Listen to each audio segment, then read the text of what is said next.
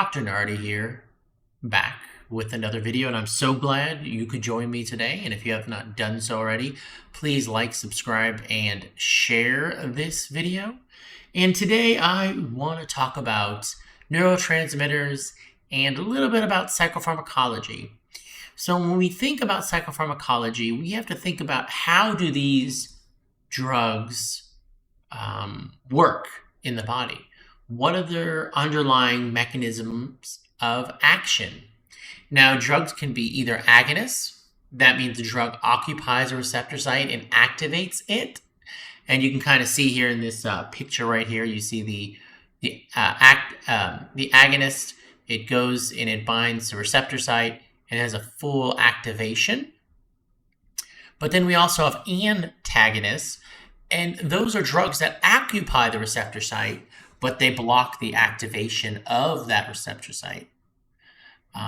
Now, basically, they don't allow neurotransmitters to bind there, so it basically doesn't allow this this activation site to work. The way I like to think about drugs is they're like keys, and the receptor sites are like the locks. And if you have an agonist, the key will open the lock. And if you have an antagonist, that means you kind of put gum in the lock and you can't put a key in there. And then there's also partial agonists that we don't really go too far into in this video, but they basically do partial activation. So you don't get a full no activation, you don't get a full activation, you get less activation, I guess, is the best way that you can think about it. Now, if you look at this chart here, this stuff gets really, really, really complicated. And basically, the whole point, I don't expect everybody to watch this video and memorize everything on this chart because there's a lot. But again, agonists basically increase activation. They can sometimes increase the synthesis of a neurotransmitter. So sometimes they'll increase the precursor molecule. Sometimes they'll destroy the enzymes that break down the neurotransmitters. So if you break the enzymes that break down the neurotransmitter, you're left with neurotransmitter. Sometimes they increase the release of the neurotransmitter at the terminal buttons.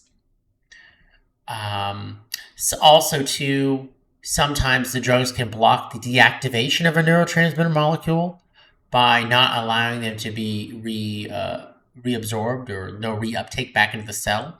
A classic example of this is serotonin selective reuptake inhibitors, or SSRIs. And then drugs can also act as antagonists, and those block the synthesis of neurotransmitter molecules. Basically, they destroy the synthesizing enzymes. They could also block the release of neurotransmitter molecules from the terminal buttons. And there's also, they could block the post-receptor site, so the presynaptic neuron can't fire and nothing can bind to the postsynaptic neuron. Again, these are just some more specific mechanisms of action, but drugs work in quite different ways. Now we can talk about the neurotransmitters. We have acetylcholine. Then we have the monoamines, which is dopamine, norepinephrine, epinephrine, and serotonin. The other two that are very important to talk about are glutamate and GABA. Now, glutamate is an excitatory neurotransmitter, and GABA is an inhibitory neurotransmitter. So, as I was mentioning earlier, you can interfere with the precursor molecules. That's a way to kind of disrupt this whole neurotransmitter process with drugs. And if we think about acetylcholine for a moment, acetylcholine is processed in motor neurons of the central nervous system. It's involved with muscle movement, REM sleep, perceptual learning, and memory. It's comprised of acetyl, coenzyme A, and choline.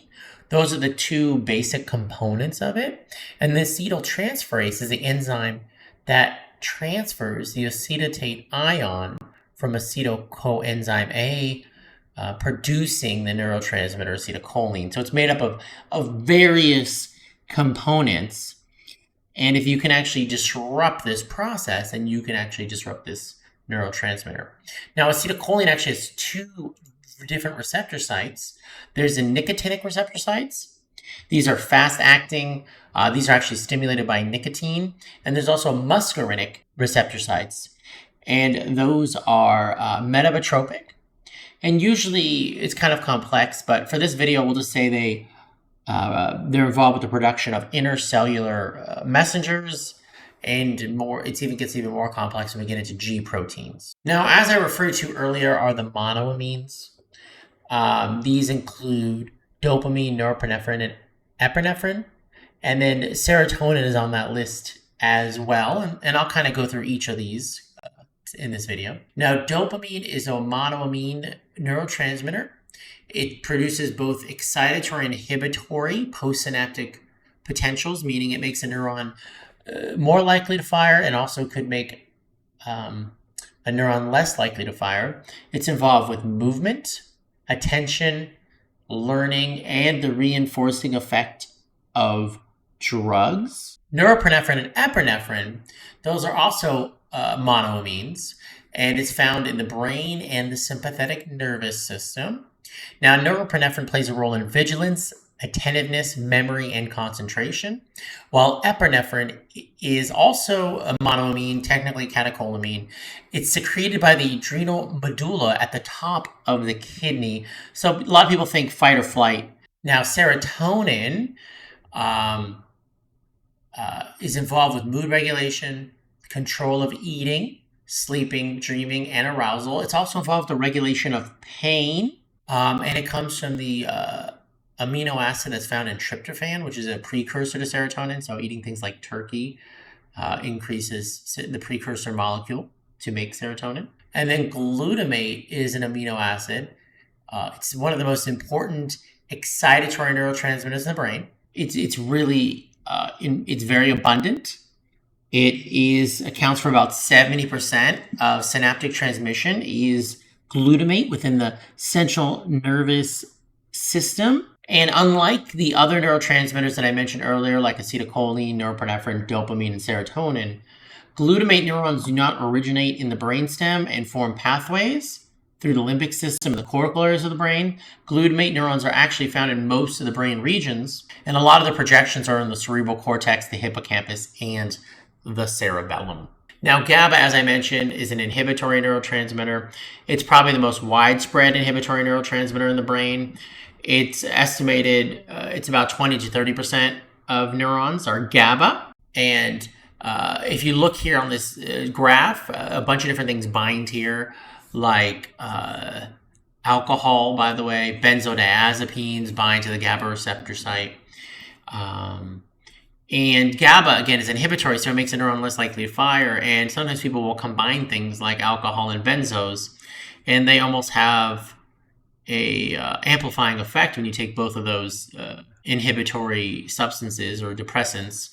And sometimes people can overdose and die, so you got to be very, very careful. But it also leads to cross-tolerance, so there are some benzodiazepines you can use to treat alcohol withdrawal. Anyway, that's all I wanted to cover in this video. I hope you found it enjoyable. If you have any questions, please let me know down below. And if you have not done so already, please like, subscribe, and share this video. Take care, and I'll see you next time.